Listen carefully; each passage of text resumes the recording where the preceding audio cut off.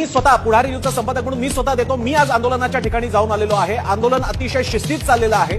आंदोलनामध्ये कोणताही राडा चाललेला नाही.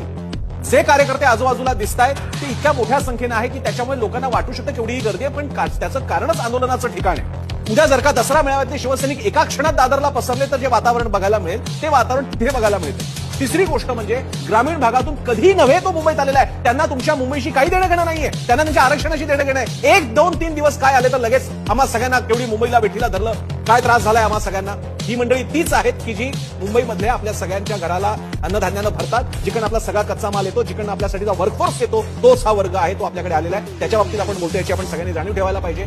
आणि जे काही घटना घडलेल्या आहेत त्या इतक्या अपवादात्मक आहेत की त्यामुळे आंदोलन हातून निसटलं. म्हणजे अन्य कुठल्या साध्या व्यक्तीपासून ते छगन भुजबळांपर्यंत सगळे म्हणतायत काय झालेलं आहे वगैरे, जणू काय तालिबान अवतरले की काय, असं चित्र नाही. हे मी जबाबदारीने सांगू इच्छितो. मी पुढची गोष्ट म्हणजे ही घटना ही इतकी